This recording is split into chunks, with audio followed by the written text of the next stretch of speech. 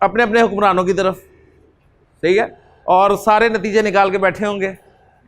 लेकिन यहां पर मैं क्लियर कर दूं आपको, केस में बड़ी वुसअत है। अल इमाम अल आदिल, अल इमाम अल आदिल से मुराद किसी मुल्क का सरबराह भी हो सकता है जी, मुल्क का सरबराह भी हो सकता है, किसी सूबे का वजीर आला गवर्नर भी हो सकता है, किसी शहर का मेयर भी हो सकता है, नाजिम भी हो सकता है, किसी इलाके का काउंसलर भी हो सकता है, किसी कॉलेज का, स्कूल का प्रिंसिपल भी हो सकता है, यहां तक कि किसी घर का सरबराह भी हो सकता है। सब इस कैटेगरी में आएंगे जी, बिल्कुल। यानी बस असल चीज क्या है, किसी जिसके पास इख्तियार है जी, वो अदल से काम ले, तो इंशाअल्लाह ताला अल्लाह के रसूल सल्लल्लाहु अलैहि वसल्लम के फरमान के मुताबिक वो अल्लाह के अर्श के साए तले होगा जिस दिन किसी किस्म का साया नहीं होगा। अब यहां पर सिर्फ एक चीज समझने वाली है, अदल बहुत मुश्किल काम है जी। हमारे यहां उर्दू में अदलो इंसाफ की टर्मिनोलॉजी इस्तेमाल की जाती है, अदलो इंसाफ, लेकिन अदलो इंसाफ में फ़र्क है। इंसाफ निस्फ से निकला, निस्फ, आधा आधा, और अदल कहते हैं जी जिसका जो हक बनता हो वो उसको देना, जिसका जो हक बनता है वो उसको देना। और अदल करना कोई मामूली काम नहीं है।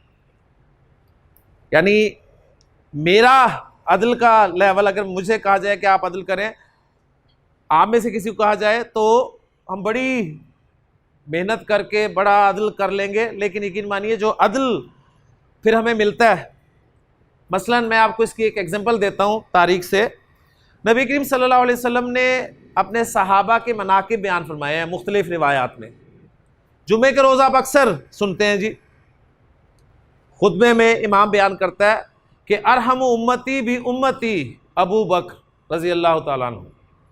आपने फरमाया कि मेरी उम्मत का सबसे ज़्यादा अरहम यानी सबसे ज़्यादा रहम करने वाला उम्मत के साथ अबू बकर रज़ी अल्लाह ताला अन्हु। फिर आपने फरमाया व अशद्दुहुम फ़ी अम्रिल्लाहि उमर, और उनमें सबसे ज़्यादा सख्त अल्लाह के अम्र के बारे में, अल्लाह के हुक्म के बारे में वो है उमर रज़ी अल्लाह ताला अन्हु। फिर आपने एक जगह पर फरमाया व अक्सरुहुम हया अन उस्मान, इनमें सबसे ज़्यादा हया के एतबार से जो पर्सनैलिटी है वो हज़रत उस्मान रज़ी अल्लाह ताला अन्हु की है। और फिर आपने फरमाया व अक़दाहुम अली, इनमें सबसे बेहतरीन फैसला करने वाला, सबसे बेहतरीन फैसला करने वाला अली, अली रज़ी अल्लाह ताला अन्हु। फिर इसी तरह आपने और सहाबा के बारे में भी बयान फरमाया। आपने फरमाया कि वह आलमुहुम, इनमें सबसे ज़्यादा इल्म रखने वाला बिल हलाल वल हराम, हलाल और हराम के बारे में मुआज़ इब्न जबल, मुआज़ इब्न जबल रज़ी अल्लाह ताला अन्हु।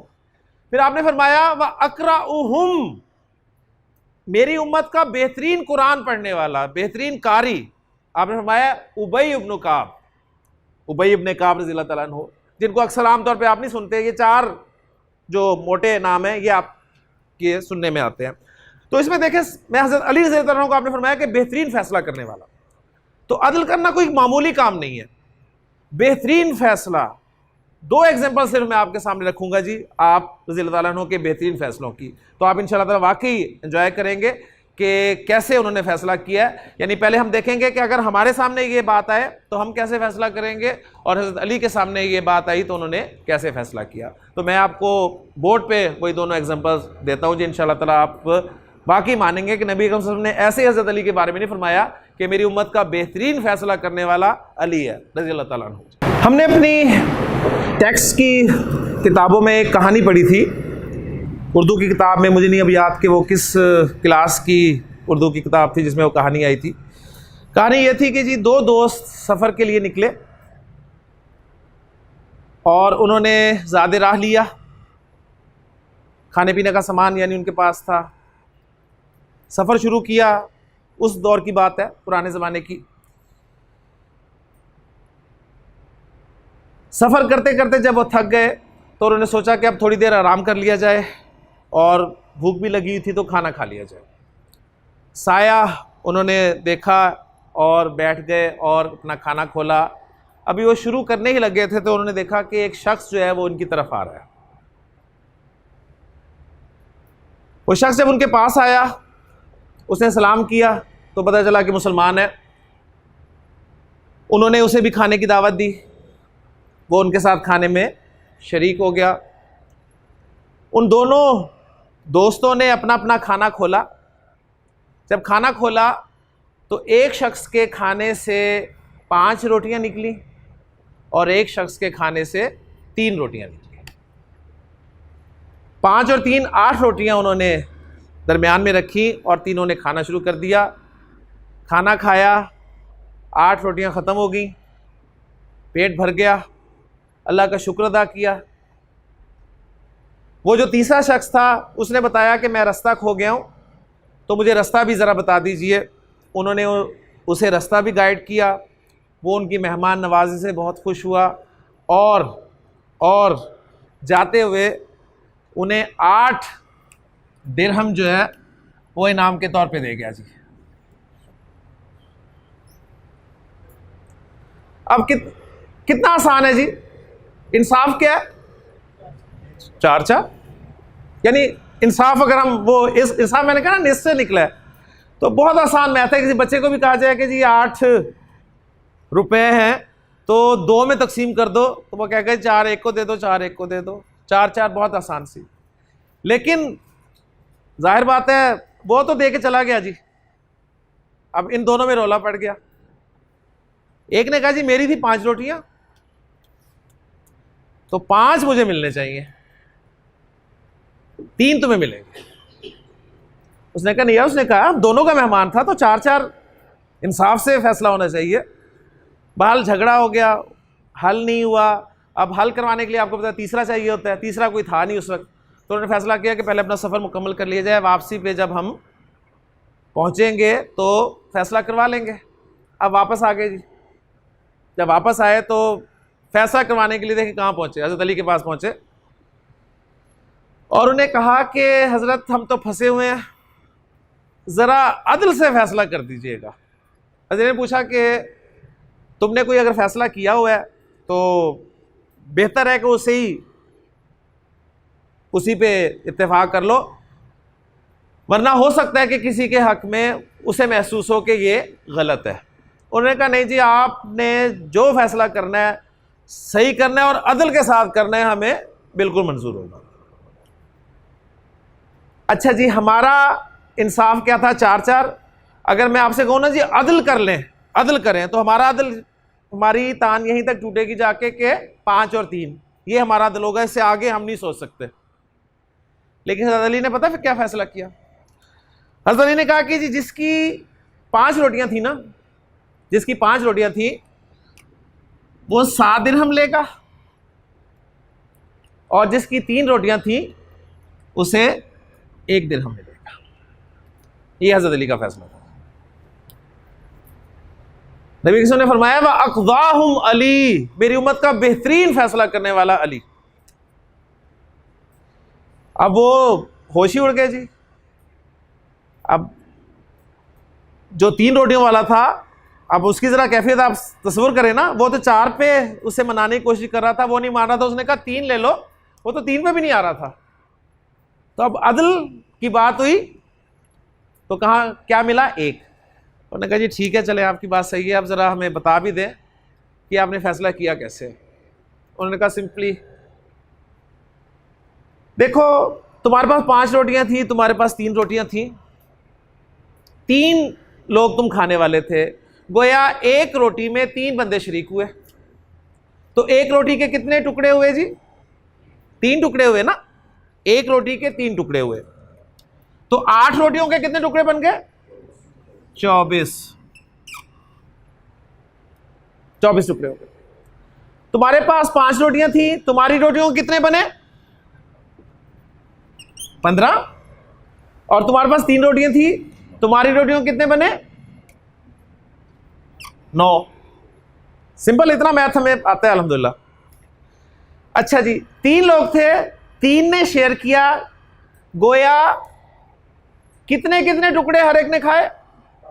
8-8, सिंपली तभी बन गए ना 8, 8 थी 24, अपना नॉर्मल हिसाब रखें तो 8-8 टुकड़े हर एक ने खाए। ये जो जिसके 15 बने थे उसमें से 8 इसने खा लिए, और इसके जो 7 टुकड़े थे वो गए उसके खाते में, और ये जिसके 9 बने थे इसमें से 8 तो वो खुद खा गया, और 1 बचा जो उस मेहमान के खाते में गया। तो अगर अदल का तकाजा देखना है तो वो तो यही है कि 7 दिरहम इस शख्स को मिलेंगे जिसकी 5 रोटियां थी, और 1 दिरहम उस शख्स को मिलेगा जिसकी 3 रोटियां थी। अब ये वो आप कह लें कि अप्रोच है जहां तक मेरा ख्याल है मैं आप नहीं पहुंच सकते कम अज कम। यानी हमने देखे ज़्यादा छलांग मारनी है तो कहां तक पहुंचेंगे? 5-3, बस यहां हमारा अदल जो है वो जवाब दे देगा। लेकिन देखिए नबी सल्लल्लाहु ने फरमाया ना वाक़ज़ाहुम अली, वो ऐसे नहीं। और एक और बड़ी प्यारी मिसाल मुझे जो उनकी समझते, वाक़यात भरे पड़े हैं जी, तारीख भरी पड़ी है हज़रत अली रज़ी अल्लाह अन्हु के फैसलों के हवाले से। एक फैसला बड़ा ज़बरदस्त था उनका। 3 लोग हज़रत अली रज़ी अल्लाह अन्हु के पास आए और उन्होंने कहा कि फंसे हुए हैं जी, बाप हमारा 17 अदद ऊँट छोड़कर चला गया, और तकसीम की रेशो भी हमें दे गया। वो ये है कि हम 3 लोग हैं, तो कह के गया जी एक शख्स को, हम में से एक को इसका निस्फ मिलना चाहिए, 1/2। दूसरे शख्स को 1/3 मिलना चाहिए इन ऊँटों का, और तीसरे को 1/9 हिस्सा मिलना चाहिए। 17 ऊँट हैं, फंसे हुए हैं। जब पहले पे ही तकसीम करते हैं तो ऊँट जो है वो पॉइंट्स में आ जाता है, ठीक है, यानी हाफ 17 का हाफ पॉइंट्स में आ गया ना। तो प्रॉब्लम है, समझ नहीं आ रही क्या करें। इसी तरह यहां भी होगा, इसी तरह यहां भी तकसीम ही नहीं हो रहा। अब जरा आप देखेंगे हज़रत अली रज़ी अल्लाह अन्हु ने जो फैसला किया, उन्होंने अपने गुलाम को हुक्म दिया कि जरा जाओ बैतुल माल से 1 ऊँट ले आओ। 1 ऊँट मंगवाया जी, उस 1 ऊँट को इन 17 में शामिल कर दिया। कितने हो गए जी? 18 हो गए। हाफ वाले को बुलाया उन्होंने कहा हाँ भाई तुम्हें निस्फ मिलना है ना, तो माशाल्लाह इतना मैथ आप सबको आता है। कितने बन गए जी? 9 ऊँट उसे पकड़ाए। 1/3 वाले को बुलाया, कितने हुए जी? 6 उसे पकड़ाए। 1/9 वाले को बुलाया, कितने हो गए? 2 उसे पकड़ाए। 9 6 15 और 2, 9 6 15 और 2, 9 6 15 और 2 17। वो जो 1 बचा उसको वापस बैतुल माल में जमा करवा दिया। ये फैसला किया जाए। वअक़दाहुम अली, बेहतरीन फैसला करना। अब ये उस वक्त की बात है जब आप कहें कि कोई मेरा ख्याल है उन्होंने कॉमर्स नहीं पढ़ी हुई थी, ना कोई इस तरह का सिलसिला था, लेकिन देखें कितने खूबसूरत अंदाज में उन्होंने फैसला किया। तो असल ये है कि अदल आसान काम नहीं है। इनाम इसलिए बहुत बड़ा है,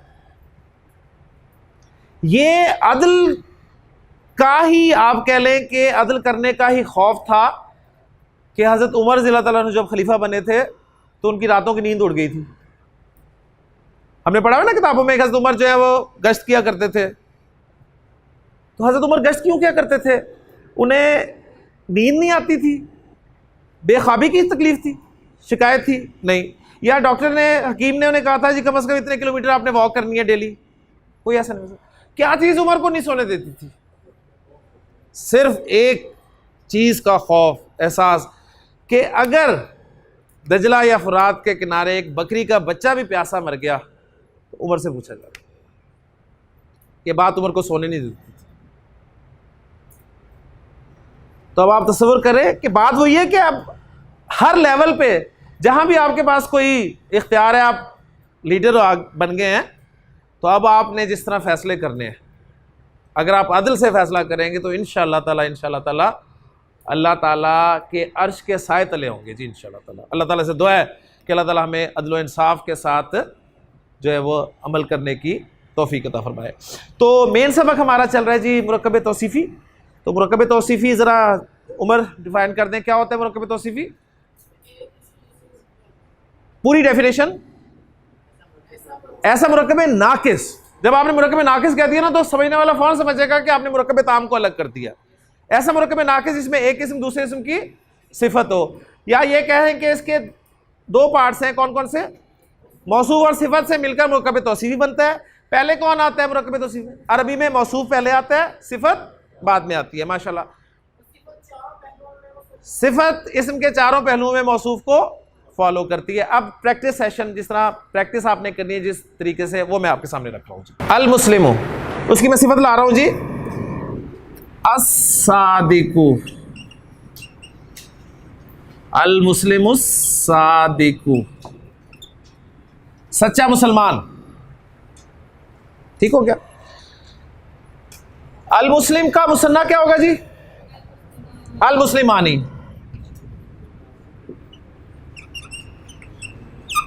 अल मुस्लिमानी कर दिया मौसूफ को, मुसन्ना कर दिया तो सिफत भी मुसन्ना हो जाएगी। क्या बन जाएगा? अस्सादिकानी।